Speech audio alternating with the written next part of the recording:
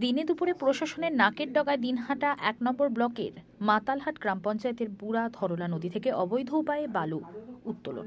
বালু মাফিয়ার করাল গ্রাসে হাহাকার বিস্তীর্ণ বুড়া ধরলা নদী চত্বর। শুধু নদী চত্বর থেকে অবৈধ উপায়ে বালু উত্তোলন নয়, অবৈধ বালু নিয়ে আসার জন্য নদীর পাড় কেটে তৈরি করা হয়েছে সুবিধা মতো রাস্তা। আর সেই বালু দিনে দুপুরে নদী থেকে উঠিয়ে পাচার হচ্ছে দিনহাটা শহর এবং তার পার্শ্ববর্তী এলাকায়।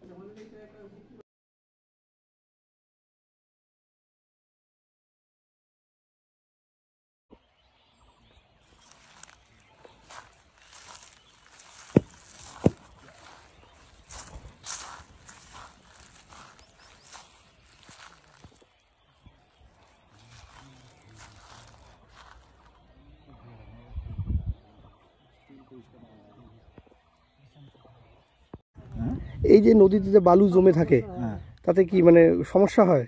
না, কোনো সমস্যা মানে কি যে উঁচু হলে ওই সাইডটা ভাঙিয়ে পড়ে যাবে, মানে এদিকে কাটা হলে ওই সাইডটা আর ভাঙবে না। কতদিন থেকে মাটি কাটতে ফেলেছেন? ওই যে এখানে ওই যে মনে করো ওই জায়গার সাইডটা মনে করো এখন বন্ধ হয়ে গেছে, ভাঙা বন্ধ হয়ে গেছে, এখন এটা দিয়ে যাচ্ছে। মানে মাটি কতদিন থেকে কাটতেছেন? মোটামুটি বেশি দিন হয়নি। প্রত্যেক দিনে কাটে? না না, প্রতিদিন না। টলি আসে? টলি। কত করে টলি? আপনারা কাজ করেন টলিতে? হ্যাঁ হ্যাঁ। একটা করে টলি লোড করলে কত টাকা? 125 টাকা। মানে আপনাদেরকে 125 টাকা দেয়? কতজন করে থাকেন? 8 জন। দিনে কয়টা টলি হয়? ওই বেশি আসে না টলি, 2-3টে টলি। কি নাম তোমার?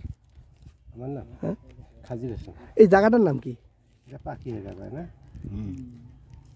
দেখুন, এই বিষয়ে আমার এখন অবধি কোনো আমার কাছে রিপোর্ট আসেনি।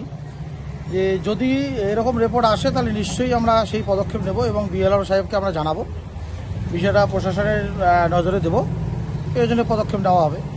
এর আগের বছরও মাতালহাটের ওই নদী এলাকা থেকে অবৈধ অনেক বালু তোলা হয়েছে। এরপরে এর আগের বারও এরকম একটা অভিযোগ আসছিল, যখন আমরা জানতে পারি তারপরে এটাকে বন্ধ করা হয়েছিল।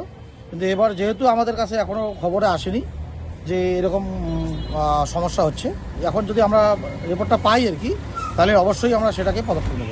নদীর পাড় কেটে মাটি কেটে নিয়ে যাওয়া হচ্ছে, মানে ভয়ঙ্কর সামনে দিন, সেটা অবশ্যই পদক্ষেপ নেওয়া হবে, কিন্তু আমাদের কাছে এরকম কোনো রিপোর্ট নেই। যদি রিপোর্টটা আসে তাহলে অবশ্যই আমরা সেটার পদক্ষেপ নেব।